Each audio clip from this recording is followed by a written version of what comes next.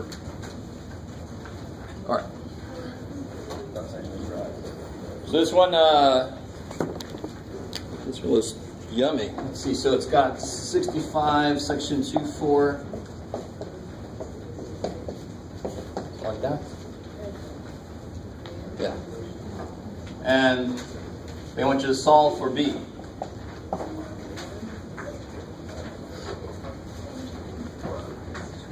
Why is that a gross question? Yeah, so anytime you have fractions and killing them would help you, you can do that. But here, it's like doubly good. Kill the fractions so you don't have any fractions, but also your B, your variable, is stuck on the bottom. That exceptionally sucks. Anytime that happens, you do want to get the hell out of there. So what exactly can I do? Multiply by B. Multiply everything by B. So if we multiply everything by B, what happens here? Yeah, the B's cancel. Good, the B's cancel. Yeah, what's really cool about that? Is B by itself? Hey, I'm done. Yay. It's almost too good to believe. So is that cool? Yep. Anytime there's a fraction that it would be better if it wasn't there, you can, and you have an equation, you can multiply both sides by the LCD. This was nice because they were both the same. Okay. Right? Yes? I was just trying to figure out on 2.5, 1.5.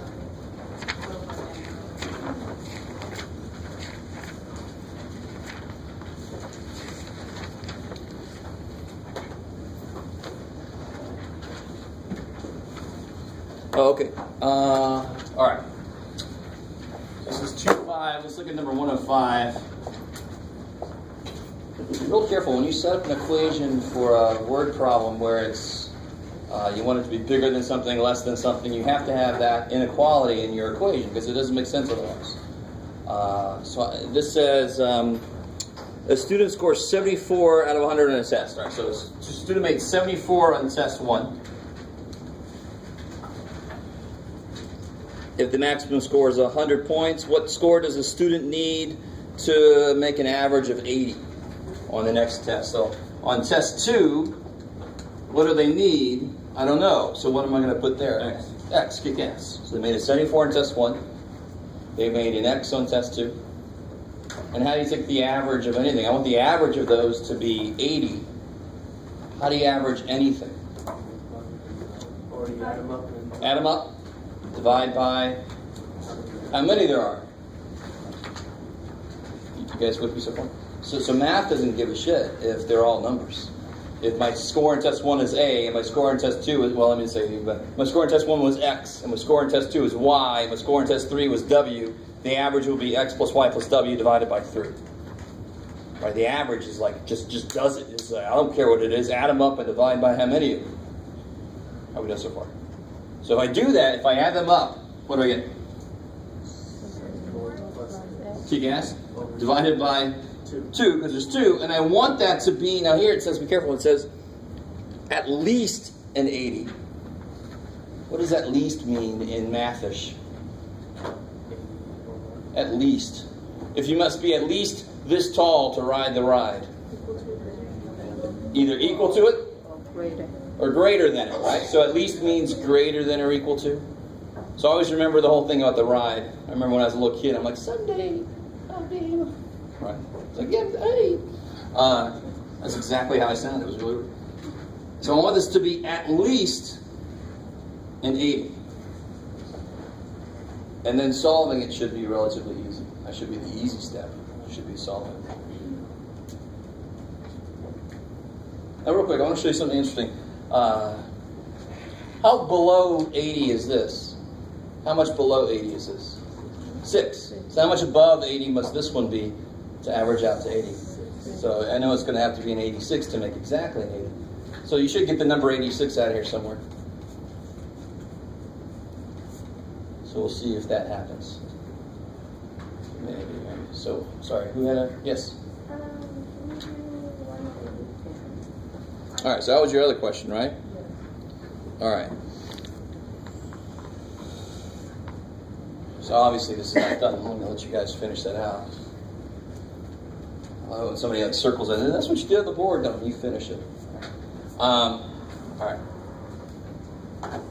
So number 108. It's got all these weird ass parking rate stuff.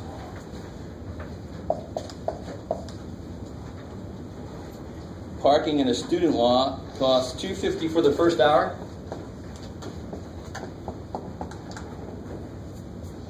And $1.25 every hour after. And a partial hour is charged the same as a full hour. So if you're there for an hour and 1 minute, you pay for 2 hours. That sounds about right. Blah, blah, blah. In which lot can a student park the longest for $5? Well, a nearby lot costs $1.25. So this is lot 1. And this is lot 2. It just charges a flat. Where'd you go? Oh, I'm looking at the wrong one. $2.50 for the first hour, and $1 for each hour after that. That's my bad. This is number 108, right? A nearby lot costs $1. Okay, yeah. So lot 2, a nearby lot costs $1.25. Oh, that's where it came from. Per hour. Blah blah blah, blah blah blah. Okay. So do you see how if you let me see if you guys can figure this out. This is not even, you don't have to do a lot of math for this. But can you get a feel for this? If I didn't have to be there for very long at all, which lot would I go to? Lot 1 or lot 2? If I didn't have to be there for very long. Lot 1, 2. Lot 1, I pay. What do I pay no matter what? I enter the damn thing. I'm going to pay how much? No matter what. No, come on. $2.50 for the first hour, right? And they charge. So if you're there for a minute, you pay $2.50 because they charge a part of a minute. They charge it as if it's a full hour. You guys, if you've parked anywhere like this, you should be used to this kind of thing, right? Yeah, second one. A minute can save you so much money. It's crazy, or it costs you money. The second one would be better because if I'm only there for if I'm there for 20 minutes, how much do I pay here? $1. And how much do I pay there? There you go. Half as much in lot 2. If I'm going to be there at this place a long time, which one's better? Yeah, because this is only increasing $1. So it's going to take a while for this cost to catch up to this cost. But then this is increasing at a lower rate, a slower rate. So at some point, this one becomes better if you're going to stay there longer. So you got to figure out, just in general, if I got to be there this much time or this much time, which lot should I go into? All right, baby. So let's see what they say now. So this is what's going on. In which lot can a student park the longest for $5? Oh, okay. So it's not as bad as I thought it was going to be. So what's the equation for this one? What's the function? How much does it cost me total? What is it that I don't know? How many hours? So what am I going to call that? Yeah. So the number of hours for both situations I can call X. So it's X plus 2.5, 250. Yeah, so yeah, good. So you pay $2.50 no matter what, plus $1 for every hour. I'm going to be there for X hours. So it's just 1X, exactly. That's how much it costs total for this lot. What about this lot? 1.25 times that. Beautiful, because it's $1.25 per hour. So it's times the number of hours you're there. And how long am I there? I don't know, X hours. So 1.25X. So now, so the question I thought they would ask is, how many hours does this one become better than that one? Or the other way around. How many hours do they stay for this one to become better? Now, that's not what they ask. They ask you, if you have $5, where can you stay longer? Well, if you have $5, how can you figure out how long you can stay here? Yeah. Yeah, cool. I like it. So let's do it the other way. Let's do this. Let's treat this problem the way we should. I want to know, when is this cost less than this cost? How would I set that equation up? I want to know, when is this cost less than that cost? Because this is bigger than this for like 20 minutes. This costs more, right? So I'm really curious, when is this one less than that one? So how do I set that up, that equation? I want lot 1 to be less than lot 2. Let's leaving it less than or equal to. So what's lot 1 price? What's the price for lot 1? 2.50 plus x. And I want that to be less than or equal to lot 2. Now if you do this, you can answer both questions very quickly. You'll know, well, let's figure this out. Let's see what happens. So what I can subtract x. 2.50 is less than or equal to, what's 1.25x minus x? 1.25. No, it can't stay the same. I'm subtracting the whole x away from it. So only 0.25. Yes, if I had 1 1/4 things and it took 1 away, I've got 1/4 things left. I got $1.25 minus $1. I got 25 cents left. Divide by 0.25.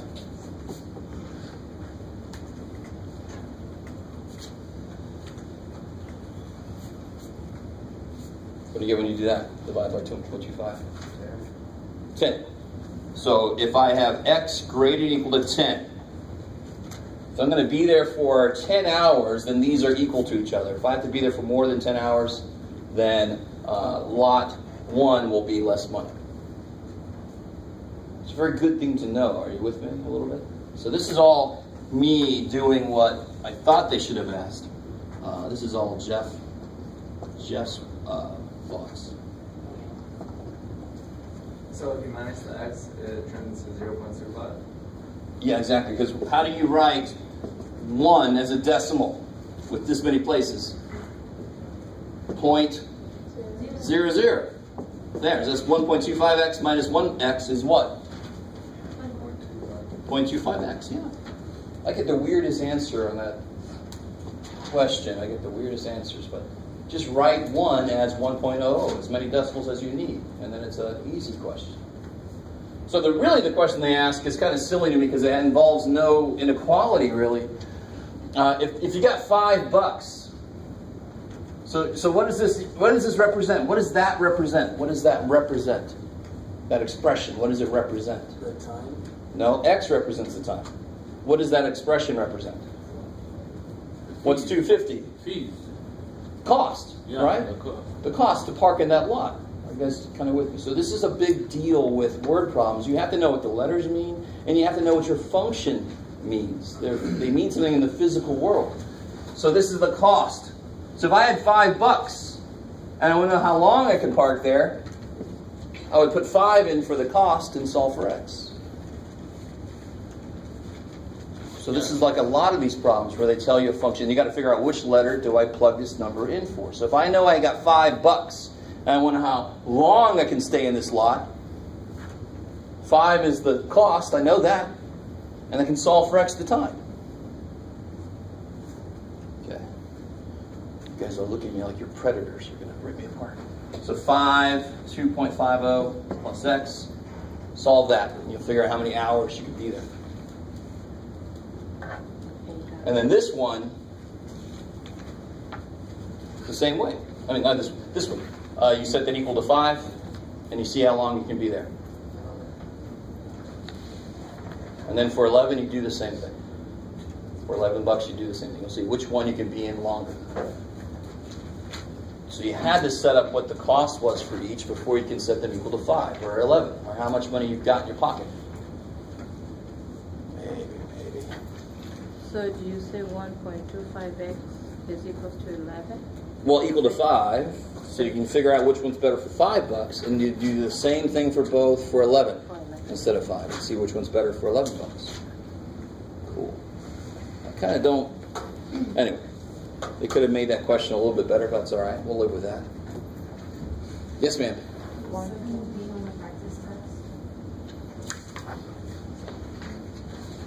Oh, cool. All right. So look at 7b. This is the one about the triangle. And what's the big thing about angles in a triangle? What do you know about angles in any triangle? They add up to be 180. So I'm not going to say that. You have to know that. So I got a lot of people that equal it to 0. I'm like, what kind of triangle is that? Flat. I don't know what that is.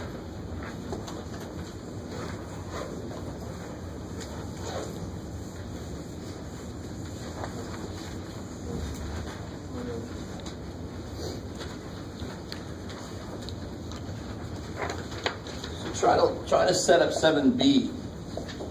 There's a triangle, yay. And I'm interested in these angles here, right? Try to do the first couple steps of this if you haven't tried this one already. Whoever asked that question, just hang out. I know you. She's like, I tried it already, man.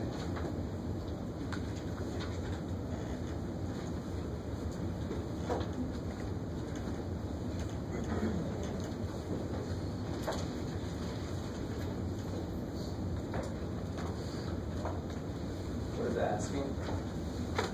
Do you need a copy? Oh no, I just. You were gonna say it. I'll take my double ones. What's up? I'm sorry. Oh no, nothing. I'm sorry to inconvenience you. Like, man, I gotta actually go on my bag. Damn. No, don't give this to me. You can show it to me with a question, but I'm going to give you the answer. So don't turn these in. I got enough paper already. All right, let me catch up to you. Those of you who are playing along, what's the next step? I drew the picture. To nibble it down on the side. The players. So they're the sides. And what are the exact names that I use for the sides? Small, medium, and large. No, I don't see medium. I have largest, smallest, good, and one. Now, if you don't do that, I'm not going to take points off. But if you use the same language I did, you can always see, you can go, oh, that's there and that's there. I can go back and forth. If you go angle A, B, C, oh my God, it's going to be really hard for you to keep track of which is which. Does that kind of make sense? You do want to use the same language that's used in the problem. So one angle is 3 more than twice the smallest. The largest is 3 less than 6 times the smallest. So what's just X? Smallest. They both depend on that. So that's where I got to start. So smallest is X. Now I know that one angle is 3 more than twice that. X squared plus 3. Careful now. Not the square of it, twice it. Yeah. Because I don't want this problem to suddenly become, we have to use quadratic formula. We haven't even talked about quadratic formula yet. So you shouldn't have to use it anywhere. Largest angle is, I said side earlier, but the largest angle is 3 less than 6 times the smallest. 6x minus 3. Beautiful. So 3 less than 6 times. If you got that backwards, you'll get these negative angles that really freak me out. I'm not really sure how to draw that triangle. Negative angle. I don't know what that is. And then what did we say earlier? All these angles have to do what? Add up to 180. Add to 180. Cool. I like it. So all 3 of them have to be found in your equation, or else your equation is bogus. All 3 of them have to be in there. And that's the biggest mistake people make, is they see this, somebody skips all this, and they go, I see that, and I see that, and I make it 180. You're going to get freaky ass answers.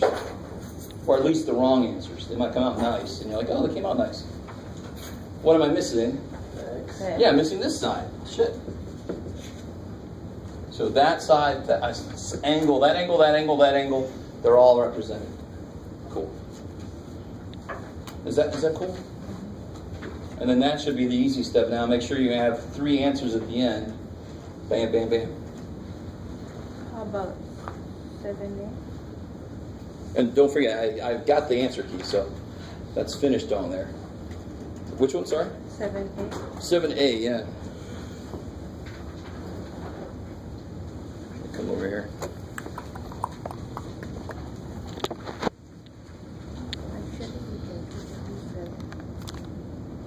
I could probably do the whole 7, you're right. So 7A, I like this question. You call the psychic hotline to see what's going to be on the test. I would say don't try it. It's not going to work very well for you. Cost to call is a $4.50 for the first minute.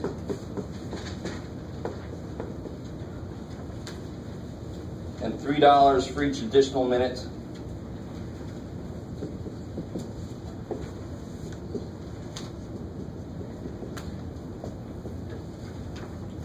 Where'd he go? How many minutes can I chat with a psychic if I have $37.50 in my account? Probably should not be wasting those psychics, but sorry. So how long can I talk for if I have 3750? So what do I have to do first? Algebraically. Right? There's a few different ways to solve this, but I need you to use algebra. All right, good. So the first place is, what the hell does x represent? Right? And the one thing to be careful about is there's a first minute and then there's each additional minute. So if I say x, what exactly will x be?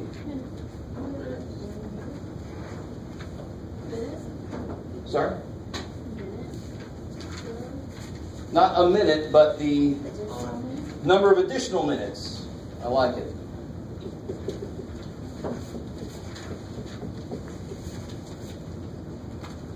So x will not be the answer to this question. X will not be the answer to this problem. Oh, let's find out what is. So how do I set up the equation for this? This is very, remember, this is just like the parking lot, right? There's a certain base amount that you have to pay, and then there's a certain amount on top of that per minute, per hour, per whatever. A lot of people, like plumbers, might be a certain amount just to come out to your house, plus an amount per half hour or whatever. I haven't had to have a plumber come out, so I don't know. Bless you. So how do I set up this equation?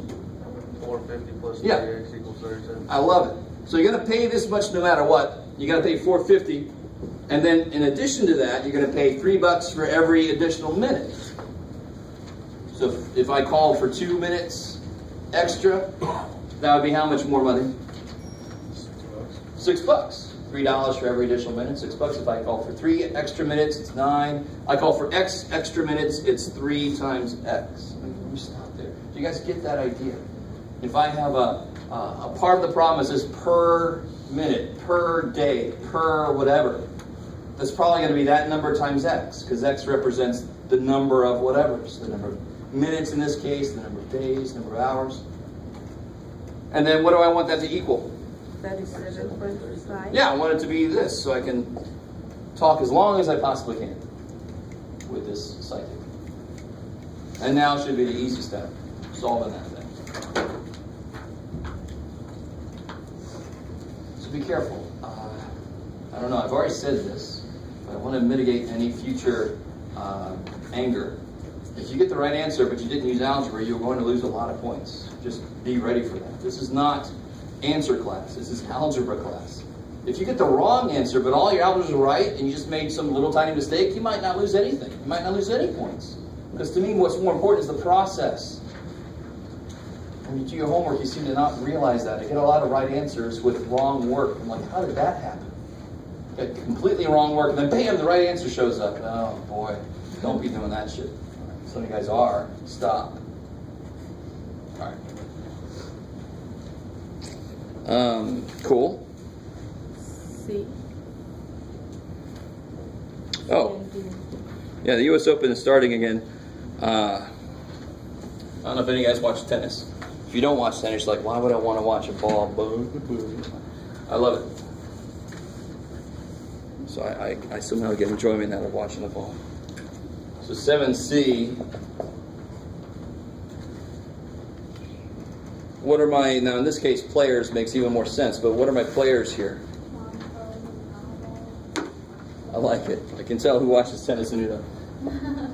So Monfils, I can agree with you mispronouncing him because he doesn't come up too much, but Nadal. Call him Nadal, I don't care, that's fine.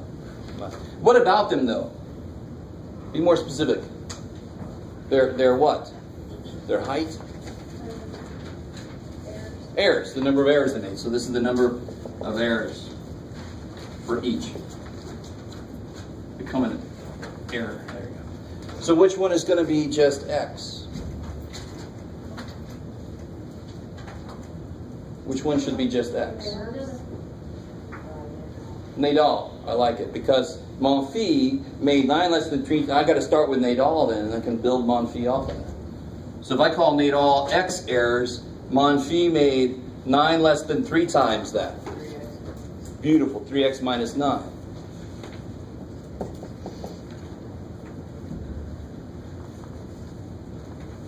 So that's the number of errors they each made.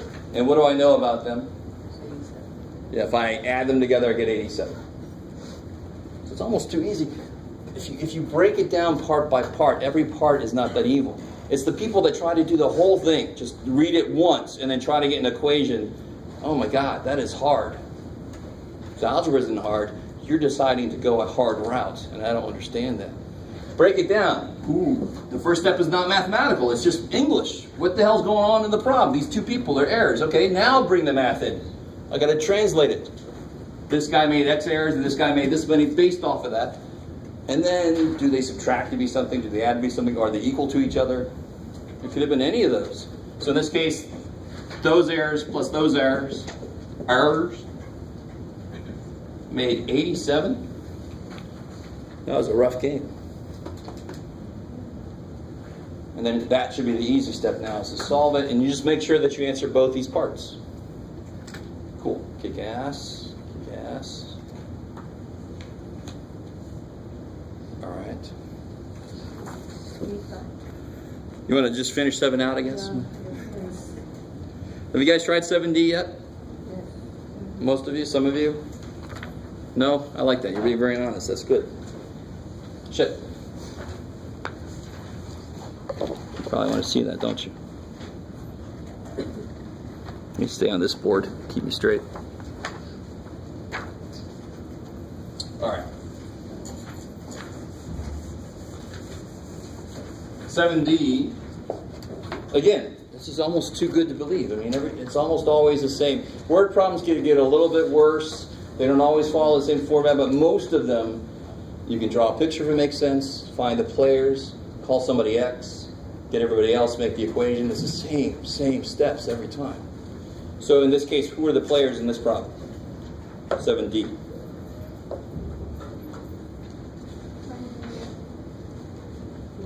Length and width.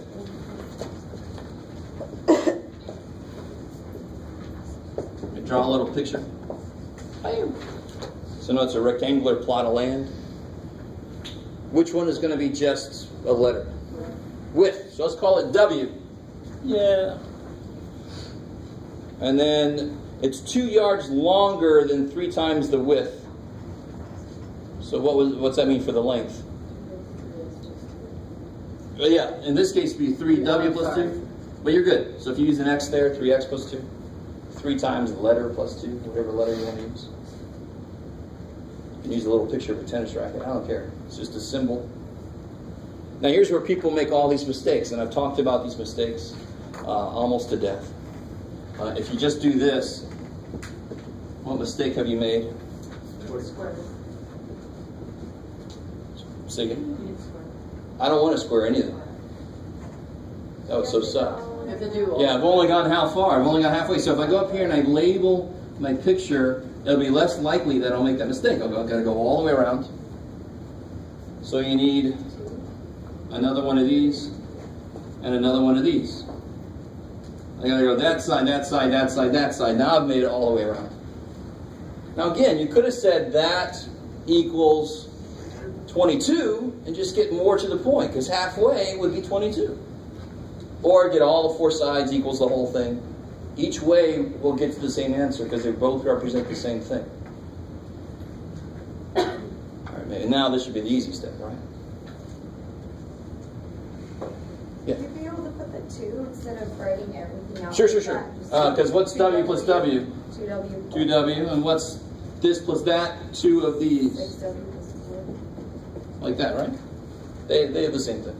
So some of you guys know 2W plus 2L equals the perimeter, which is almost unfortunate. You don't need to know any freaking perimeter formulas, ever. Just add up all the freaking sides. Bam. There's the formula for everything in the whole universe. Add up all the sides. There. That's awesome. Areas are freaky as hell. You got to know area formulas because they're weird.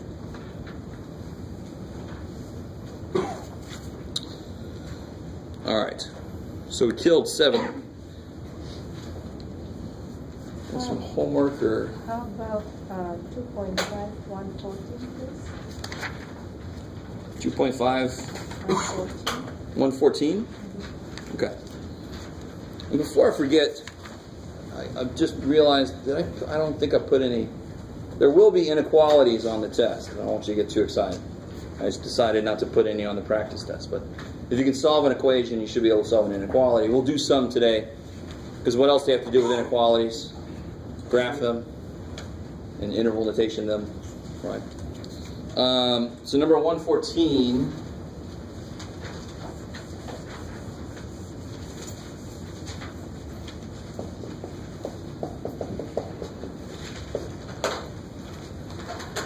Says if the dew point on the ground is 65 degrees Fahrenheit, then the dew point X miles high is given by this. They give you the formula.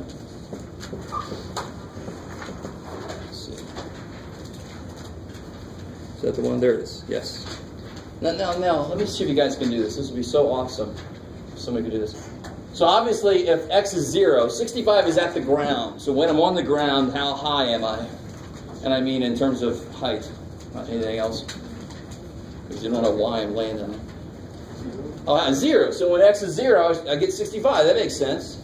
Can somebody explain to me what 5.8 means? Negative 5.8. What does that mean? No? Careful. I'm not digging into the ground. X, what does X represent? What does X represent? What does X represent? Does anybody have your book? Anybody have a book? So let me read it to you. If the dew point on the ground is 65 degrees Fahrenheit, then the dew point X miles high is given by that. So what does X represent?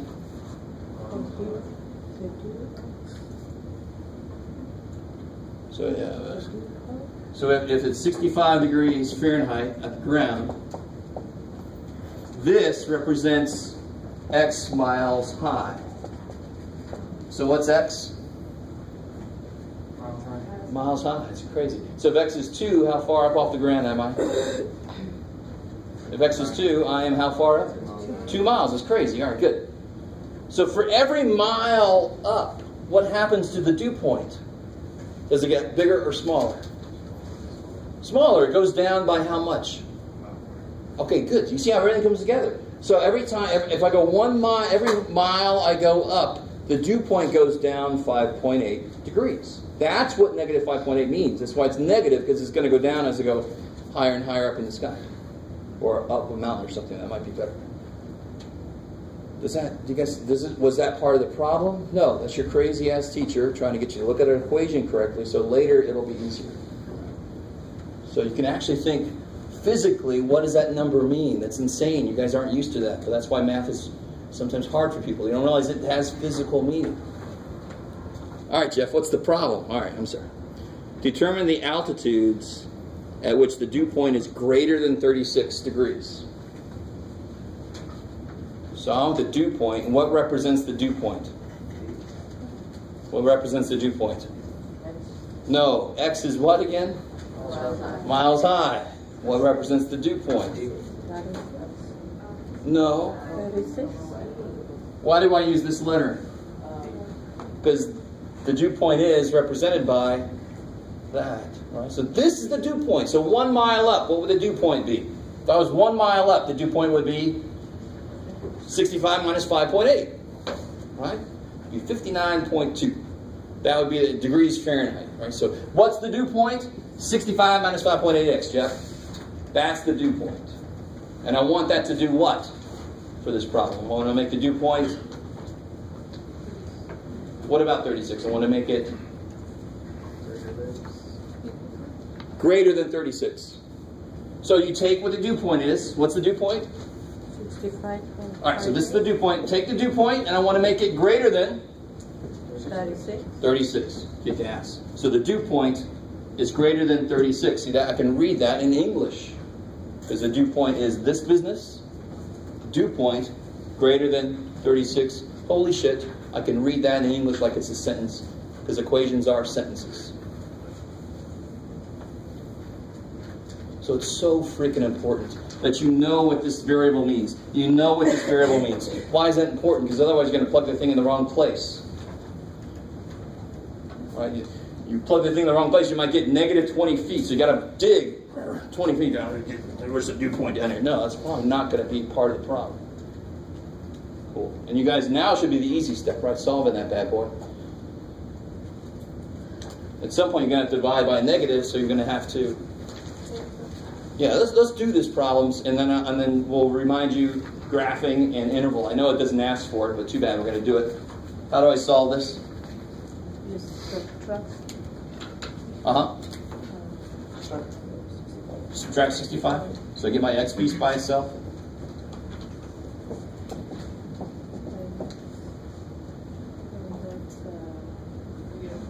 Good. Negative 29. Divide by negative 5. Good. Divide by negative 5.8. So what has to happen? 5. Careful. That's got to switch, right? Because I divided by negative, so that's got to switch. And what is that? 5. 5? Cool. Less than 5 what's? Degrees? Miles, because x, what is x again? X is miles high. So I don't blame you. Every problem, they define their variables differently. So just keep reminding yourself, in this problem, x is miles high. Okay, just remind yourself. Every freaking word problem is different. You don't have to memorize all of them. Just look, in this case, it's miles. Okay, good. So it's less than, so if I'm less than 5 miles up off the ground, then my dew point will be greater than 36 degrees. That's what that means physically. Now, how do I graph that?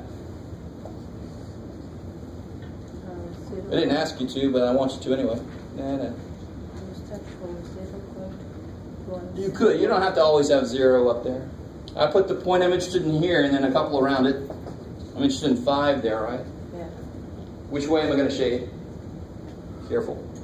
Down, right? This points you in the direction you're going to shade if the variable's on this side. X less than 5. Is 4 less than 5? Yes, I'm going to shade that way in the direction of 4 because it works. And what symbol am I going to put on the 5? Parentheses. Parentheses. Now here's where it gets interesting. This specific problem is a little bit evil. Do I go negative infinity? Does that make sense in this case? How far above the ground can I be? What's the least amount off the ground I can be? 0. We're not going to dig. Right? So this would actually be up to 5, right? Up to 5, but starting at 0, really. So maybe I should put 0 up there. Bam. So this doesn't ask you for this because that weirdness about it's a physical problem. 0 is the smallest height off the ground you can be. So you have to actually go to 0, not negative infinity. Mathematically, it'd say, yeah, negative infinity sounds great. But then you're like through the earth and out and going out into space. Dew point doesn't mean shit then. Wait a minute. Let's stop at the ground. Sounds good. So remember, there's no circles and closed circles and open circles anymore. That's old. No good.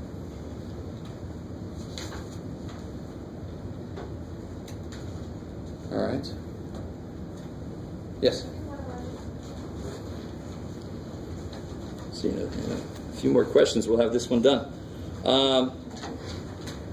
Oh, so this sounds a lot like the parking lot problem. It sounds like the psychic problem, right?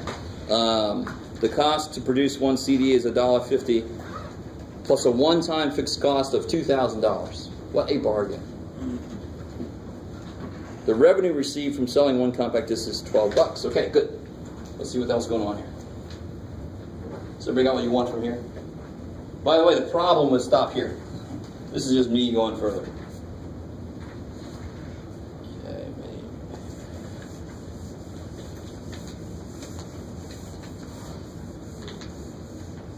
Let's see. So the cost is $1.50 per CD plus $2,000 base cost. Right. Where'd it go? Where are you at? There it is. 111. Sorry. Still in section 2.5. Right? Is this the one you're asking me about? Yes, okay. The revenue, and this is cost, is $12 per CD. So so that's $12 per CD. Now, this is English. Now let's change it to, let's change everything to math, because then I can set up equations or inequalities or whatever the hell else I want to do.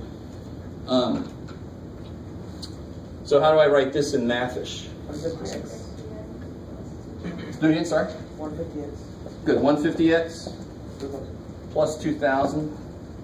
Now let's give it a name. What function, what letter should I put here maybe that makes physical sense?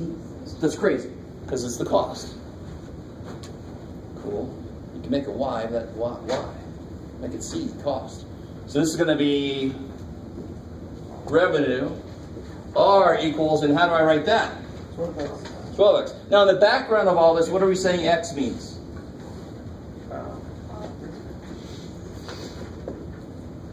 What does X represent? What makes sense? Why did I write 12X if it's $12 per CD? X must mean number of CDs. Right? You've got to know what all the variables mean.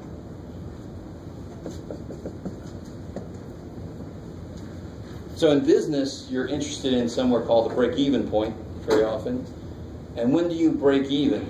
When the money you pull in. What do you think break even means? So it costs some money to buy lemonade, to buy a pitcher, and to construct this thing and put it next to the street. It costs money to do all that. So that's the money, that's the cost. And then I have to make enough money so I break even. So I want the cost and the revenue to be equal. When my revenue gets above cost, that's when I'm starting to make some profit. Now, I'm not going to change this in the business class, don't worry, because I am not a business person. That's about the extent of my business knowledge. So we're not going to make this a business class. Don't freak out. First part, A, says write a formula that gives the cost. So good. So we got that. So there's that formula for cost. That's part A. Part B says write the formula for revenue. All right, they'll catch up to us. We already got that shit done. And then C says profit equals revenue minus cost. So profit equals revenue minus cost. That makes sense. The money you pull in minus the money you had to pay out is your profit. And your profit could be negative, as a lot of companies learned over the last 8 years. Right? Profit can totally be negative. So how do I do this? Yeah, what is R? 12x. And what's C? Now here's the mistake people make. Yeah, C is 1.5x plus 2,000, but you see, I got to subtract C.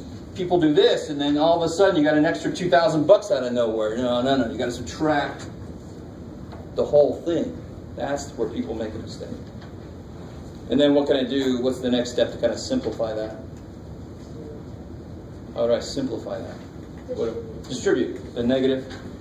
Then it's the minus 2,000 that makes sense, because that's money I had to pay out. That should become negative.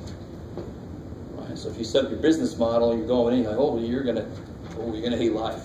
You're not gonna make as much money as you thought. So now you just gotta combine your like terms. Cool. So question. Yes. With this, are you multiplying negative 1.5 plus negative 2,000? All you're multiplying by, what's the only thing you're multiplying by? Negative 1, right? Negative. So you get negative times this is negative 1.5x. Negative times this, negative 2,000. And then I can put my like terms together. What's 12x minus 1.5x? 10.5. Good, 10.5x. So that represents my profit. That's part C. I'm going to stop doing this work for you. Part D says, when will your profit, let me see exactly what it says. How many compact discs needs to be sold to yield a positive profit? What does positive mean in math?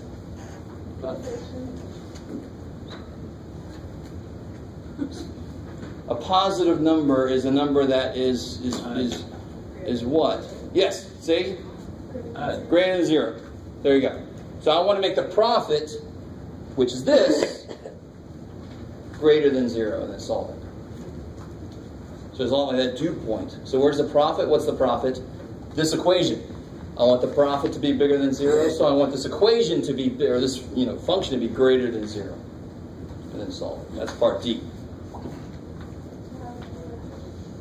So I want the profit, put an I there, to be greater than 0. Help me out. What's the profit? Yeah, 10.5x minus 2. So I want the profit to be greater than, yeah, greater than 0, and then solve it. I mean, on one level, I think it's almost too easy. You don't trust it. You say in English, the profit has to be positive. That means greater than 0. The profit is this in math, greater than 0. I just go right into math, and then I solve what I just said. So that's why we do all this work, is so I can get to the point where I know what the profit is in math, and then I can put that math name in the equation.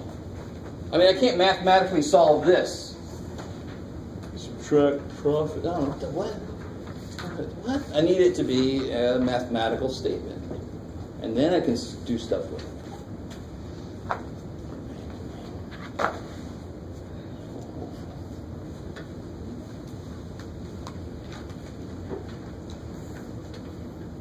Okay, so when you solve that, you should get how many CDs be greater than something. I think if you get a decimal, what do you think? I mean, if I had to sell 78.2 CDs, if I had to sell more than 78.2, that really means I have to sell at least, what do you think? If I have to sell more than 78.2, would 78 be enough? No, 8. More than 8. More than 78.2, so 78 is done. Where do I start then? It's starting at 79. Yeah, so decimals on this answer, you can round it so that it makes sense. If you have to sell 0.2 of a CD, what does that mean? Smash, here's 0.2. The hell? Don't do that. All right. So let me do this. Let me go ahead and give you guys the answer key. So it looks like several of you have tried the practice test. Do this favor for me. Make sure you got 2 sides, and make sure that it's readable. My printer was having major problems this morning. It was really exciting.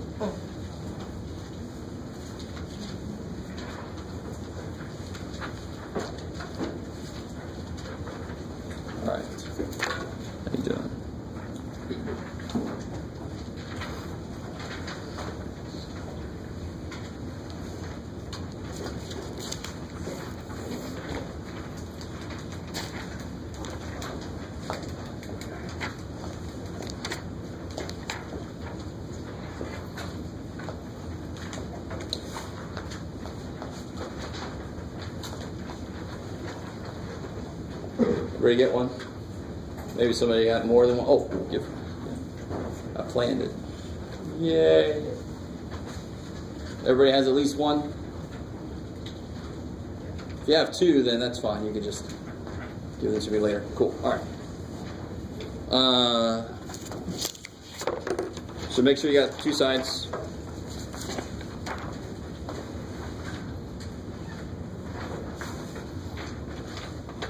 So I tried to be neat, because somebody asked me if I'm going to give an answer key, do I just give the answers? Well, that wouldn't really help you out that much. I'm going to show you the steps. Do not do this. Yeah, I would have done that. Yeah. Right? That doesn't do. Agreeing with what I did will not help you at all. So if you didn't do the practice test, don't look at that. Right? Put it away, give it to somebody else, let somebody else chew it up, whatever. You don't have to do the practice test at all if you don't want to. Homework is actually a decent amount of practice. The practice test is just a real quick check. If you have time, you do it, and then you can check yourself on this, and whatever you had the most trouble with, you go back to those sections and review. Right? If you think there's something not right on here, let me know. I'm averaging about a 97 on my practice test answer keys.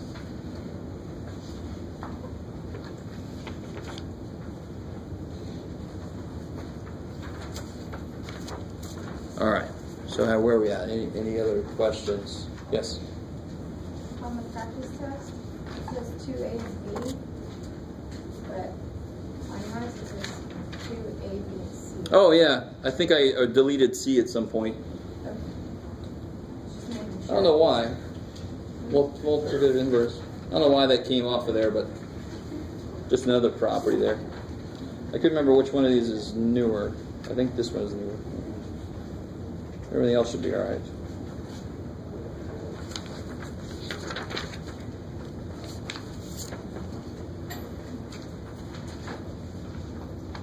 Good. All right. I like it. Cool. Yay.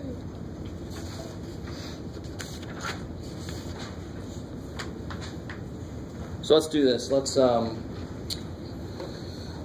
let's see. I was going to do some inequality stuff, but I don't know if you guys, like I said, because it's not on there. We just did one. Do you want to do another one, or where do you want to go next? You want to do another one? Okay.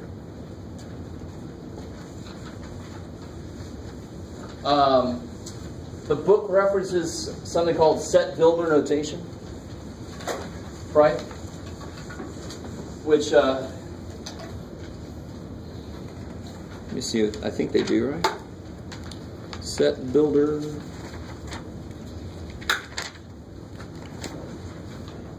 Yeah, they do. Okay. Set builder notation is, right now, makes 0 sense. So let me show you an example. So I'm not going to ask you set builder notation. It makes sense later when you have more complicated ways to define answers. Like you can say the answer is every number who, if written out as a word, has the letter E in it. Then you need set builder. There's no way to freaking just write little, like this. You got to actually say it in English. So let's do this. How would I solve this here?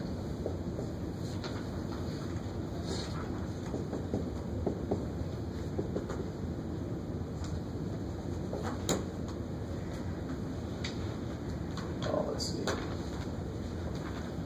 Yeah, that'll work out. Sure.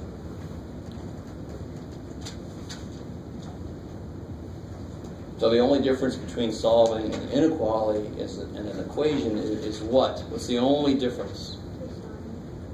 Yeah, I have to switch the sign sometimes. When I divide or multiply by a negative. Not if there's a negative in it. If I actually divide or multiply by negative, the sign's got to switch. Well, I showed you why. Why? Because it does. Done. All right, sweet. So what would be the first step in solving this?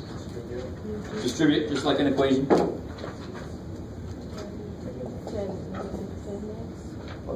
Good, plus 2. Everything else stays right where it is, bam.